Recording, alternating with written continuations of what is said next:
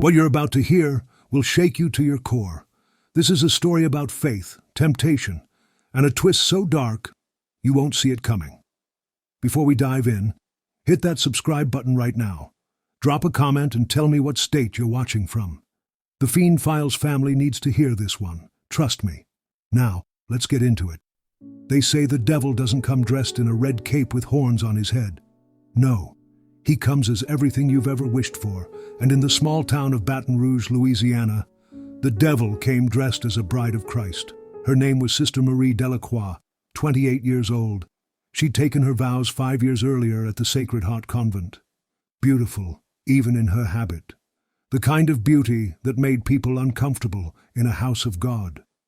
Dark eyes, smooth brown skin, a smile that could light up the chapel, or hide the darkest of secrets. Sister Marie was devoted, or so everyone thought. She led the youth choir, taught Sunday school, helped organize charity events. The community loved her. The other sisters respected her, and Father Jonathan Price, well, he tried his best not to notice her. Father Jonathan was 35 years old, African-American, strong, faithful. He'd given his life to God at 22, right after losing his mother to cancer. The church became his family, his purpose, his everything. He was known for powerful sermons, for being there when people needed guidance, for never wavering in his faith. But Sister Marie, she saw something else in Father Jonathan. She saw an opportunity. It started small, innocent, or at least that's how it looked. Sister Marie would volunteer to help Father Jonathan with church duties, cleaning the sanctuary after evening mass, organizing the donation records, preparing communion, always finding reasons to be near him, always with that smile. "Father Jonathan," she'd say, her voice soft, sweet. "I was hoping you could help me understand this passage from Corinthians. I've been praying on it, but I need guidance." And Father Jonathan, being the good priest he was, would help. They'd sit in his office, talk about Scripture, about faith, about God's plan. He saw her as a devoted sister, nothing more, nothing less. But Sister Marie, she was playing a different game entirely. She started dressing differently, still within the rules, but different. Her habit would slip just slightly, show a bit more of her neck, her collarbone, nothing scandalous, nothing obvious, but enough, just enough. She'd touch his arm when they talked, lean in a little closer than necessary, laugh at his jokes a little too long, and slowly, very slowly, Father Jonathan started to notice. He tried to fight it. God knows he tried. He'd pray, fast, avoid being alone with her. But Sister Marie, she was persistent, patient, calculating. One evening in July 2023, everything changed. There was a summer storm, one of those Louisiana storms that shakes the earth. Thunder, lightning, rain so heavy you couldn't see 5 feet in front of you. Most people had gone home, but Father Jonathan was still in his office, working on Sunday's sermon. There was a knock at his door. "Come in," he called out. The door opened, and there she was, Sister Marie, soaking wet, her habit clinging to her, hair plastered to her face. She looked vulnerable, scared. "Sister Marie." Father Jonathan stood up immediately, concerned. "What are you doing here? It's not safe to be out in this storm." I was walking back from Mrs. Johnson's house," she said, her voice trembling. "I was bringing her communion, and the storm, it came so fast. I got caught in it. I tried to make it back to the convent, but the flooding on St. Mary Street, I couldn't get through." Father Jonathan grabbed a blanket from his closet, draped it over her shoulders. "You're freezing. Sit down. I'll make you some tea." She sat, and as he turned to make the tea, she watched him, studied him. This was her moment, the moment she'd been waiting for. "Father Jonathan," she said softly, "can I tell you something? Something I've been struggling with?" He turned back to her, handed her the warm cup. "Of course, sister. That's what I'm here for." She looked down at the tea, took a breath, And when she looked back up, there were tears in her eyes, real tears, or tears she'd practiced. "I've been having thoughts," she whispered, "sinful thoughts, about someone I shouldn't be thinking about." Father Jonathan's face grew serious. "We all face temptation, Sister Marie. The important thing is that you resist, that you pray, that you remember your vows. But what if—" She paused, bit her lip. "What if the temptation is too strong? What if the person you're thinking about is thinking about you too?" And that's when she looked at him, really looked at him, her eyes holding his. And Father Jonathan, he felt something shift in the room, something dangerous. "Sister Marie," his voice was warning, "careful. Whatever you're feeling, it's not real, it's a test from the enemy we have to resist." "Is it?" She stood up, the blanket falling from her shoulders. She moved closer to him. "Or is it something more, something human?" "Sister," Father Jonathan stepped back, his heart racing. "This isn't appropriate. You need to go. Back to the convent. We can talk about this later, with Mother Superior present." But Sister Marie didn't move. She just smiled. That smile, the one that had been hiding something all along. "You feel it too, don't you, Father?" she whispered. "I've seen the way you look at me, when you think no one's watching, the way you avoid being alone with me. Because you know there's something between us." "There is nothing between us," Father Jonathan said firmly, but his voice betrayed him. It shook, just slightly, just enough. Sister Marie reached out, touched his chest. "Your heart is racing, Father, just like mine." And that's when it happened. That's when years of devotion, of faith, of resistance crumbled.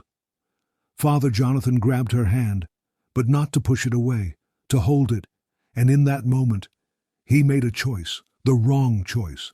They kissed, and one kiss became more, and more became everything. For the next 3 months, Father Jonathan and Sister Marie carried on a secret affair. They'd meet late at night in his office, in the empty chapel after everyone had gone home, sometimes in the rectory. Stolen moments, forbidden love, or at least, that's what Father Jonathan thought it was. He was consumed by guilt, every day, every moment. He'd pray for forgiveness, promise God he'd end it, promise himself. But then Sister Marie would smile at him across the chapel, and he'd be right back in her arms. He stopped sleeping, stopped eating properly. His sermons became different, hollow. The congregation noticed, but no one said anything, not yet. Sister Marie, she seemed happy, content, like everything was going according to plan, because it was. Oh, it was. It was October, when Father Jonathan's world truly collapsed.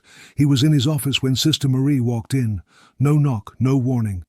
She closed the door behind her, locked it, and when she turned to face him, her expression was different, cold, calculated. "We need to talk," she said. Father Jonathan looked up from his Bible. "Marie, we can't keep doing this. I've been praying, seeking guidance. We have to stop. We have to confess. We have to—" "I'm pregnant." The words hit him like a freight train. He stood up, stumbled, grabbed the edge of his desk for support. "What?" he whispered. "You heard me," Sister Marie said, her voice emotionless, flat. "I'm pregnant with your child." Father Jonathan felt the room spinning. But we used protection. We were careful. How?" "Protection fails, Father," she said, crossing her arms. "Or maybe I made sure it would." His blood ran cold. What do you mean?" Sister Marie smiled. That smile. But this time, there was no warmth in it. Only ice. Only cruelty. "Did you really think this was about love, Jonathan?" She laughed. A bitter, cruel laugh. "Did you really think a devoted nun just fell for you? Just couldn't resist?" Father Jonathan stared at her, realization dawning, horror spreading across his face. "What did you do?" "I seduced you," she said simply. matter-of-factly, systematically, methodically, for months. I studied you, learned your weaknesses, positioned myself, waited, and when the storm came, I made my move. You were so easy, Jonathan, so predictable. But why? His voice broke. Why would you do this? Sister Marie walked to his desk, picked up a framed photo of the church, studied it. 15 years ago, your church covered up a scandal. A priest named Father Richard Delacroix. Ring a bell? Father Jonathan's face went pale. Father Richard. He was transferred before I arrived here. There were rumors of inappropriate conduct with a teenage girl, Sister Marie finished, her voice now sharp, angry. A 15-year-old girl who trusted him, who looked up to him, who thought he was a man of God. She turned to face him, and in her eyes, Father Jonathan saw pure rage. That girl was my sister, Colette. She never recovered from what he did to her. She struggled with depression, with addiction, with PTSD, for years. And 3 years ago, she took her own life. Because she couldn't live with what that monster did to her, what your church helped him get away with. Father Jonathan felt sick. Marie, I didn't know. I wasn't here. I had nothing to do with... But you're part of the same system, she screamed, the same institution that protects predators, that moves them from parish to parish, that values reputation over justice, over victims. So this was revenge? Father Jonathan's voice was barely a whisper. This was justice, Sister Marie hissed. I became a nun to get close to this church, to learn its secrets, to find a way to expose it, to hurt it the way it hurt my family. And you were the perfect target, the beloved priest, the faithful shepherd, the man everyone trusts. She pulled out her phone, showed him screenshots, photos, evidence of their affair, meticulously documented. Tomorrow morning, I'm going to the bishop. I'm going to tell him everything, how you seduced me, how you manipulated me, how you got me pregnant and then tried to force me to have an abortion, how you threatened me if I told anyone. That's not true, Father Jonathan shouted. None of that is true. Who do you think they'll believe? Sister Marie smiled coldly. The devoted young nun who's been a model of faith for 5 years? Or the priest who had a secret affair and got her pregnant?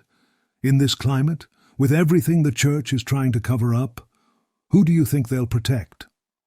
Father Jonathan collapsed into his chair, his entire world, everything he'd built, crumbling around him.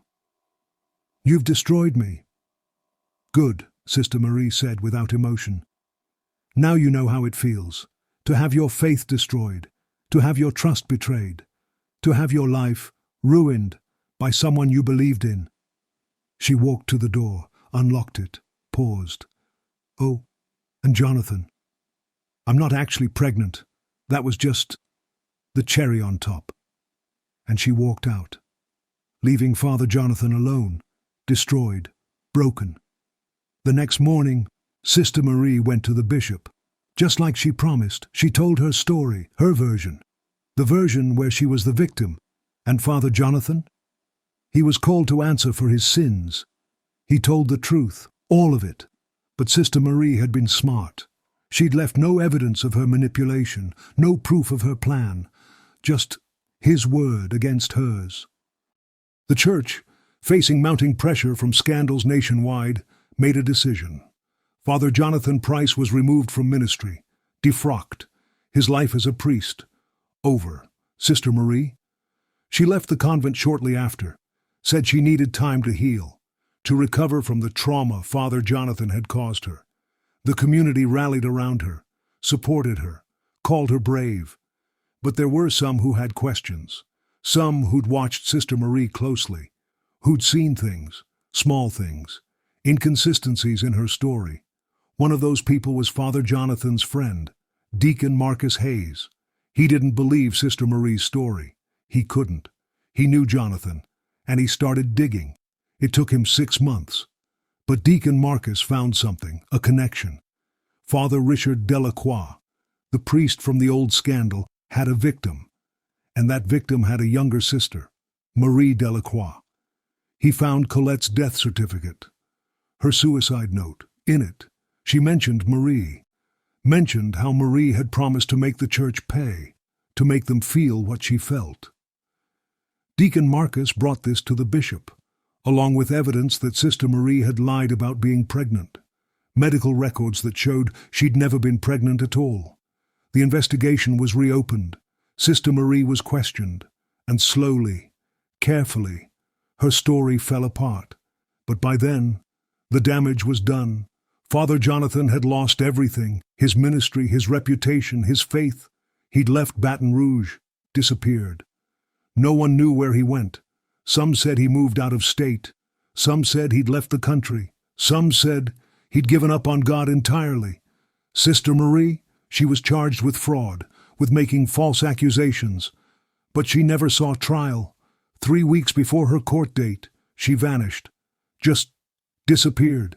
Some say she changed her identity, started over somewhere new. Some say she's still out there, planning her next move, her next target. So what do we take from this story?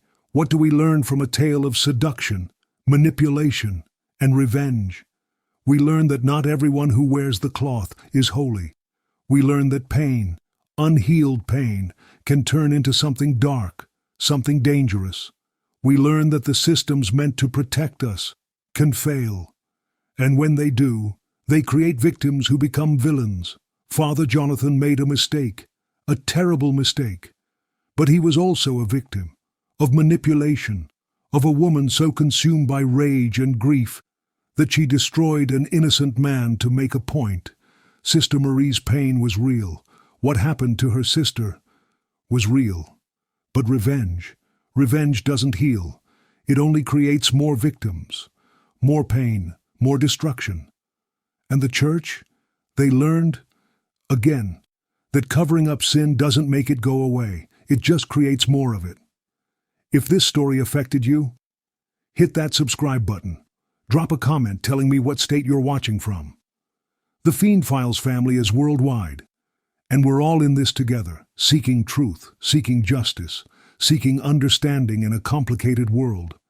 Until next time, stay vigilant, question everything.